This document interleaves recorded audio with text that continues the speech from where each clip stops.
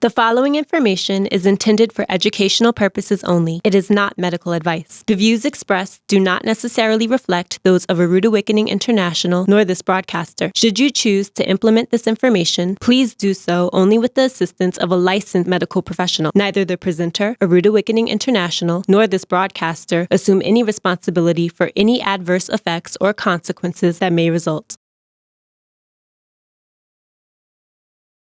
Just because you have heart disease in your family doesn't mean you're going to get it one day.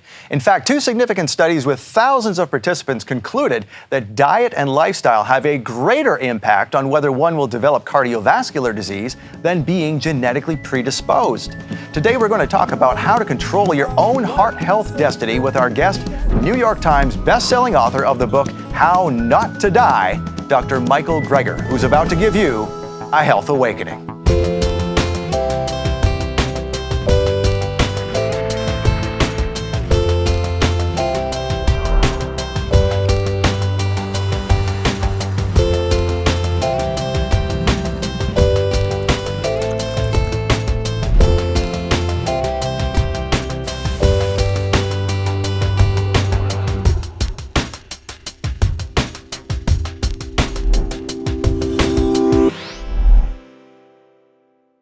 Welcome to the Health Awakening. I'm your host, Scott Laird.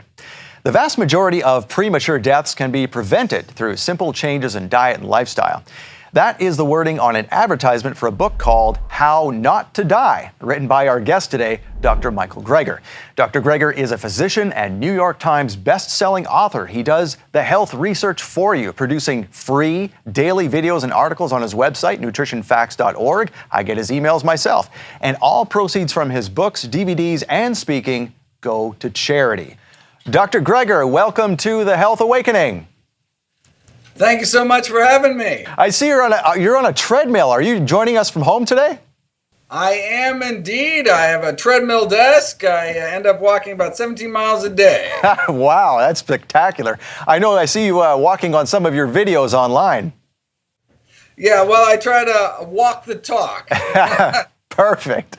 Well, let's get right down to it. Speaking of walking the talk, what role does diet play in a healthy heart? Diet is the single most important determinant of our lifespan and health span. The Global Burden of Disease Study, the largest study of risk factors to date, funded by the Bill and Melinda Gates Foundation, found that the number one cause of death in the United States is our diet. Number one cause of disability in the United States, our diet, now bumping smoking to number two.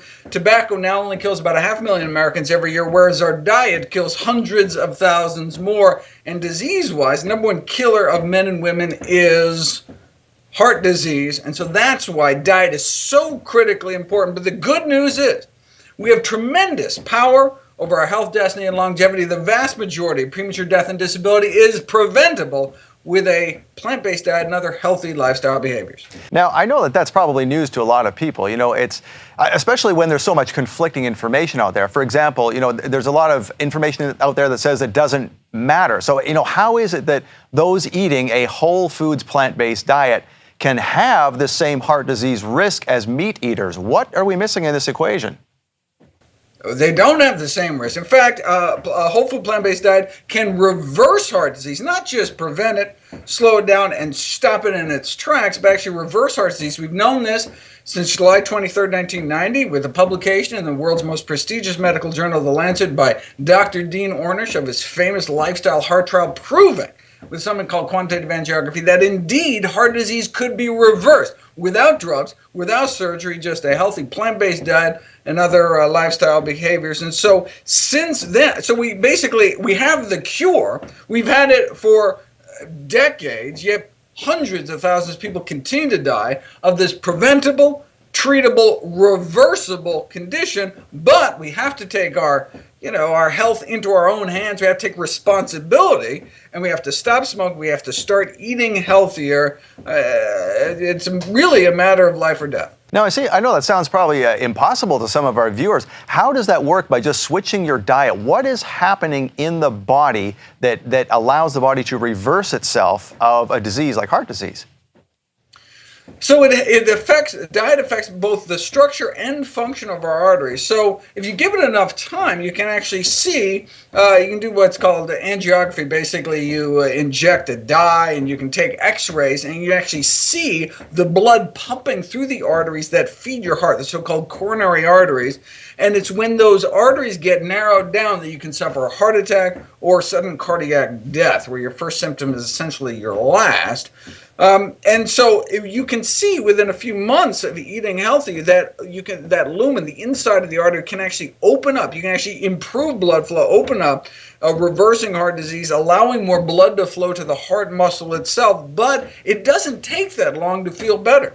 Within weeks, you can get a reversal in angina, that crushing chest pain you get when you have inadequate blood flow to the heart muscle itself. And so that's too early to actually clean out some of that cholesterol-laden plaque. What's going on? We think it's actually improving the function of arteries. You can do these fancy heart scans. You actually see an improvement in the heart function itself within weeks of eating healthier. And we think that may be an effect of the nitrates in vegetables, particularly dark green leafy vegetables, can actually improve some of the signaling to our arteries to dilate easier, to relax, to open up, allow more blood to flow. So both the structure and function of our arteries can be improved. The anti-inflammatory effects, the antioxidant effects, and the cholesterol-lowering effects is what may be behind that dramatic reversal in the number one killer of men and women.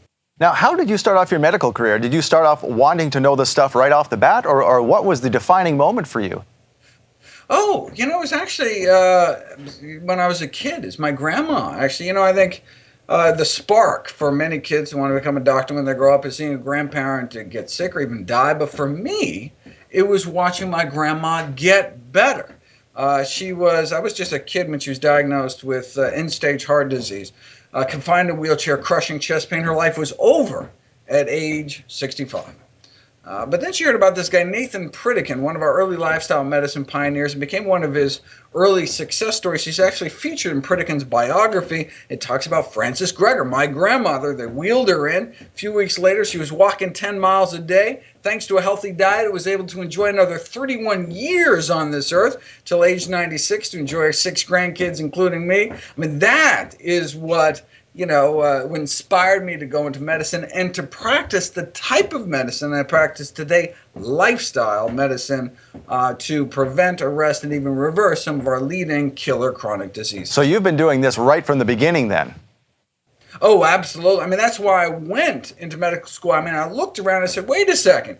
We have the cure to our number one killer, yet doctors don't seem to know about the ability of diet and lifestyle to reverse some of our leading killer conditions, not only heart disease, but type 2 diabetes and high blood pressure. And so, yet, wait a second, if the cure to our number one killer can get lost down some rabbit hole and ignored, what else might there be in the medical literature that could help my patients, but just didn't have a corporate budget driving its promotion? Well, I made it my life's mission to find out. That's why I started the website nutritionfacts.org, and that's why I wrote the book, How Not to Die. Amazing. Well, we're going to go down that rabbit hole more in depth in just a couple of minutes here. We're talking with New York Times bestselling author Dr. Michael Greger about the role of a plant-based diet and heart health. We have to take a short break. Stay with us. We'll be right back. Michael Rood's message of truth is broadcast all over the world, but none of it happens without the monthly financial support of our Ambassador Club members. And right now, membership has more benefits than ever. I'm giving into a ministry that is helping to feed other people that have the same hunger that I do. The Ambassador Club stands out to me because Michael brings it forth with such zeal and life and truth. Who in the world else you gonna give to get the truth out and to share it with the world? The Ambassador Club, we were given the opportunity on a monthly basis to know that we are giving our funds to a purpose that would make a difference not only in our lives, but those around about us and in our world. We're an ambassador because we feel like we're helping the world in a small way. And we feel so blessed that we could be a part of that. Join now, and Michael Rood will send you the Ambassador Club Welcome Kit. an exclusive messenger bag stocked with teaching DVDs, Red Sea crossing cards to spread the word, and more. You'll also receive ambassador-only bonus gifts whenever you make a separate donation to receive the monthly love gift from Rood Awakening International. Best of all, you'll get ambassador-only sale prices in our online bookstore several times throughout the year. Plus, exclusive invitations to Ambassador Club functions at Rood Awakening events. Join the Ambassador Club right now. All it takes is a modest commitment of $100 per month or an annual gift of $1,200. We'll send your welcome kit right away, and you can start enjoying your love gift bonus items immediately. Call now or visit the Rood Awakening website to join the Ambassador Club.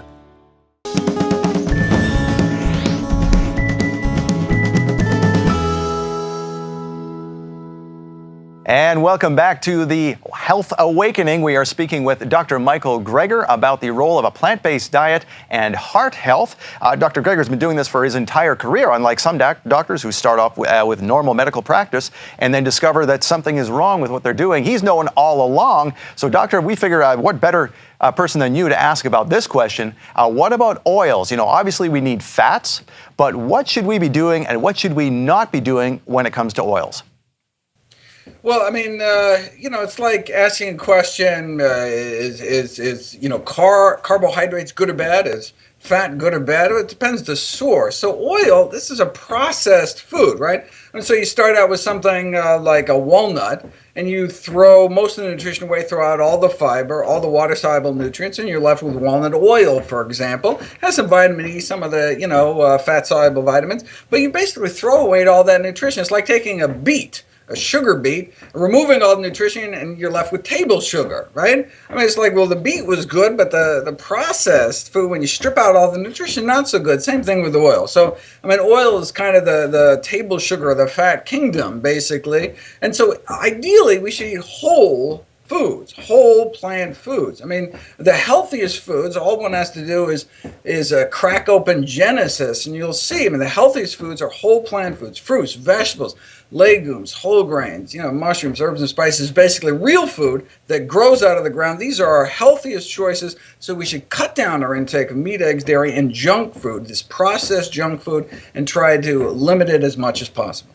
Now, you mentioned Genesis. That's actually something we promote here at the Health Awakening, is that, the very first commandment given to man from God was how to eat. And it was all plant-based food. It was, don't go chase down that gazelle and kill it and eat it, roast it over a fire. It was eat what comes from the ground. So that should be pretty obvious to us. In fact, I mean, the first randomized controlled nutrition study published in the Bible with Daniel, right, and the king. What were the healthiest foods, right? I mean, so yes, we can. I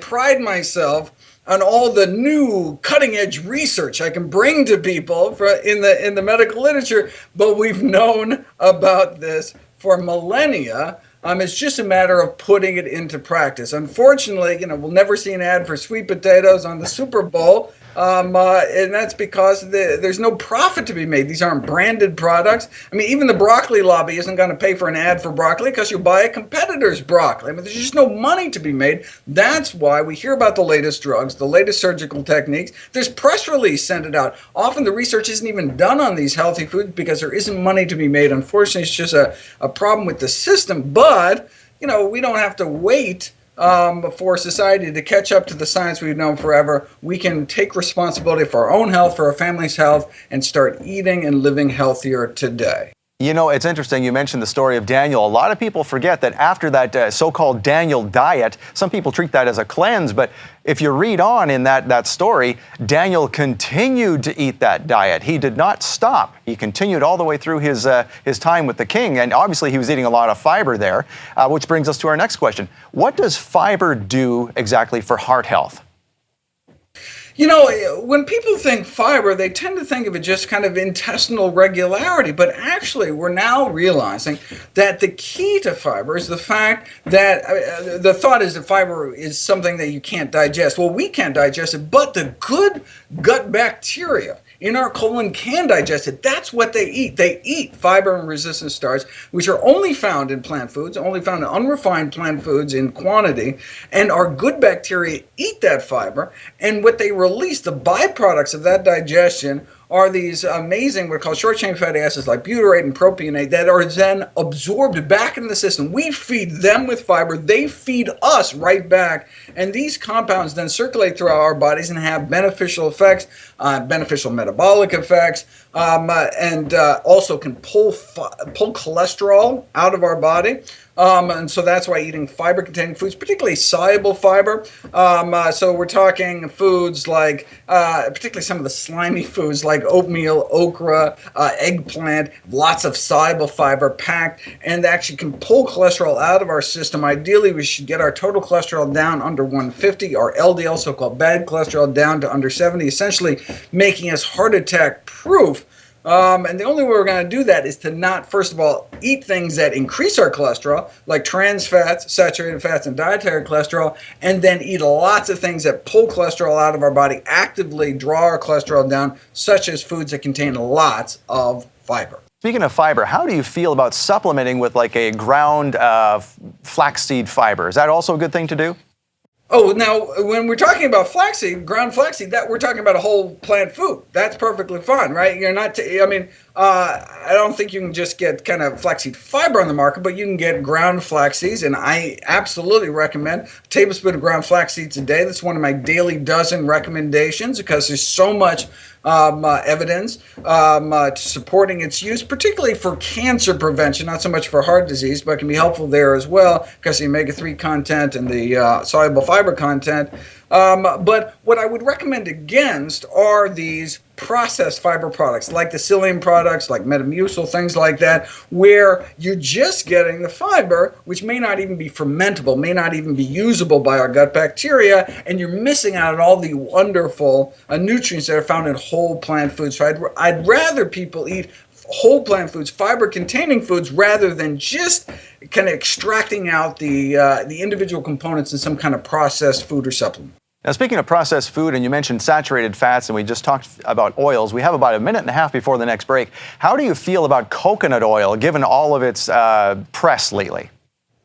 Yeah, unfortunately, the press is coming from people that sell coconut oil. So coconut oil is one of the rare plant saturated fats, the 3 tropical oils. So we're talking palm kernel oil, which is found in a lot of junk food, cocoa butter, which is found in chocolate, and coconut oil. These 3 tropical oils are actually high in saturated fats. Overwhelmingly, the primary sources of saturated fats in the American diet are meat and dairy. But there are these rare plant saturated fats that also increase our cholesterol. Now, look, if you're eating such a clean, healthy diet, the cholesterol is really down in that optimum level, then, I don't care if someone has some of these tropical oils once in a while, because the most important thing is their cholesterol is down. But for the vast majority of people who have problems getting their cholesterol low enough, the last thing you need is to add saturated fats to your diet. So I don't recommend a coconut oil. Now, coconut itself, so for example, unsweetened, grated, dried coconut, that when they give defatted coconut, so coconut with a coconut oil removed, it actually lowers your cholesterol.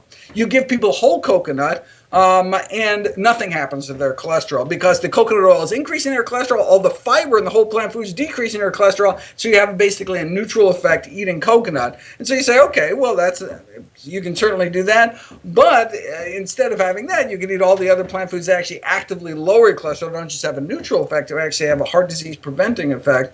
But if you like the taste of coconut, eat unsweetened coconut flakes, or actually buy, fresh young coconuts, rather than coconut oil. By extracting out and just getting the oil without the cholesterol lowering effects of the fiber, you're actually increasing your LDL cholesterol. In fact, as bad as butter. Eating coconut oil increases your bad cholesterol as much as butter. We should ideally minimize both in our diet. All right, we're talking with New York Times best-selling author Dr. Michael Greer about the role of a plant-based diet and heart health. We have to take another short break. Stay with us. We'll be right back.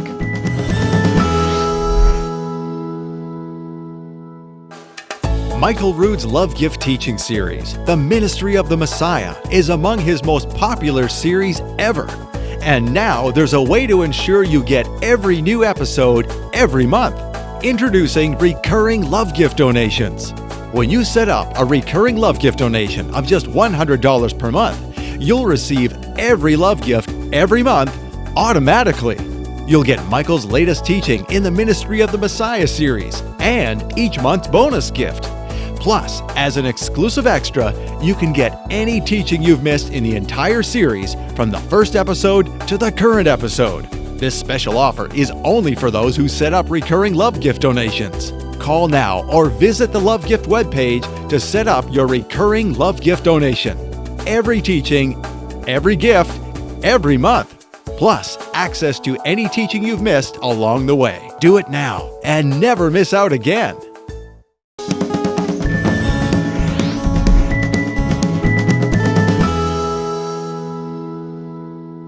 And welcome back to the Health Awakening. Before the break, we were speaking with Dr. Michael Greer about heart health and a plant-based diet. We just finished talking about coconut oil, some very interesting information there that a lot of people need to take heed of, that coconut oil is not all it's cracked up to be. It raises LDL cholesterol, something you don't want. So now, Dr. Greer, we notice you are on a treadmill. Now, if someone eats a perfect whole foods, plant-based diet, do they still need to exercise?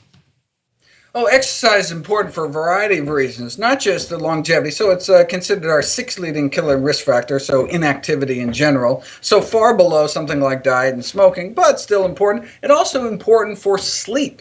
To improve our sleep, improve our immunity, and improve our mood. It can have a powerful mood-boosting effect. So for those reasons, it's important not only to exercise every day, ideally, but also to avoid sitting, long sitting for 6 hours at a stretch. Even if you then, after work, go out to the gym, is not a good idea. Prolonged sitting can have negative metabolic effects. So encourage people, if you do have a job where you're sitting a lot, to take frequent breaks, get up, walk around, maybe up and down the stairs or something, to keep that blood flowing in your lower extremities. If you had to choose the most important factor, we've talked about lots of risk factors here, the most important factor for heart health, what would it be? Oh, well, so, I mean, a healthy diet, that's a very broad category, obviously, but absolutely diet is the critical factor. In fact, research has been subsequently performed after Dean Ornish's work, which was actually a combination of effects. Not only did he get people eating a healthy diet, had them stop smoking, if they were smoking, had them exercise, had them do some kind of mindfulness meditation, but subsequent researchers such as Caldwell Esselstyn of the Cleveland Clinic just did the dietary component, showed that just with diet, regardless of whatever else anyone does, you can prevent, arrest, and reverse even serious triple vessel heart disease. And so really it all comes down to our diet. Now, I mean, if one could just make a few tweaks to one's diet, if one's making some New Year's resolutions to improve one's diet, probably the three most important things to include in one's diet are dark green leafy vegetables, so greens, the healthiest vegetable, berries, the healthiest types of fruit. I encourage people to eat berries every day, greens every day, and then beans. We need to eat more legumes, beans, split peas, chickpeas, and lentils. And so beans, greens, and berries would be the three healthiest choices if one could add any three foods to one's diet. And in terms of three foods, absolutely the worst to get rid of would be trans fats, hydrogenated vegetable oils, things like Crisco, vegetable shortening, processed meats, right? So bacon, ham, hot dogs, sausages, lunch meats, and then soda, which is basically liquid candy, lots of unnecessary empty calories. So those three things, the first three things I'd get rid of, and beans, greens, and berries, first three things I'd add to make one's diet healthier. Now, I know we get tricked by a lot of labels. I know we're always trained to always read the back of a label, never believe what's on the front of the label. When we see things like, organic corn chips, what's your take on something like that? Oh, or even like organic gummy bears. I mean, you see, right? I mean, so they're trying to make this kind of health halo effect, but I mean, it's still. I mean, organic Twinkie is still a Twinkie, but it's really the ironically the healthiest foods there are have no labels at all. You don't have to do any label reading because it's an apple. It's just right in front of you. There's no list of ingredients because that's all it is. It even comes in its own edible packaging. I mean, it's the perfect food. Anyone who says, they don't have time to eat healthy, anyone who has convenience, what could be more? You've never met an apple, obviously. It can be inexpensive. It can be convenient to eat healthy. You get really the best of all worlds. Look, nothing tastes as good as healthy feels. It's critically important to improve the health and well-being of our families, of our communities. And it really comes down mostly to what we put in our mouths. Do you have a percentage that you recommend to your patients as to what percentage of raw, because we know that enzymes are a big part of what make plant-based diets work. Do you have a recommendation that you suggest? I encourage people to eat a combination of raw and cooked foods. Basically, however you'll eat them, people need to eat dark green leafy vegetables. If you like them raw, eat them raw. If you like them cooked, eat them cooked. The important thing is to stuff your face with as many fruits and vegetables as possible, however you can get them into your diet. All right, well, we are talking with New York Times bestselling author Dr. Michael Greger about the role of a plant-based diet and heart health. We're going to have one more segment right away. Stay with us.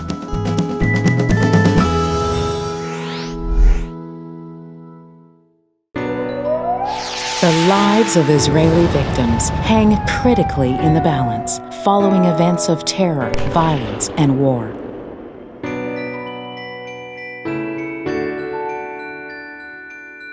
But there's another painful problem: men, women, and children living in poverty. And you can be there for them. Visit us online at thelydiaproject.com. You'll find personal stories from the people who need you and the information you need to make a difference in their lives. When you give to the Lydia Project, you enable us to send help. Emotional and spiritual encouragement are especially needed during these critical days of recovery. Your support enables our ground team in the land of Israel to function as Yehovah intended, providing for the wounded soldiers, widows, orphans, and the poor. Help Israel. Give to the Lydia Project.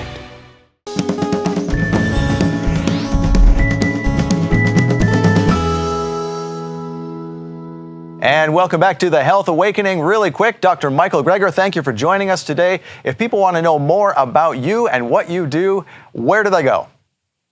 They can go to nutritionfacts.org. It's a nonprofit site. No ads, no corporate sponsorship, strictly non-commercial, not selling anything. Just put it up as a public service, as a labor of love, as a tribute to my grandmother. Nutritionfacts.org has all my contact information. I encourage people to check it out. New videos and articles every day on the latest in evidence-based nutrition. I get them myself in my email, and I appreciate them very much. It's one of the highlights of my day, to be quite honest. So thank you for joining us today.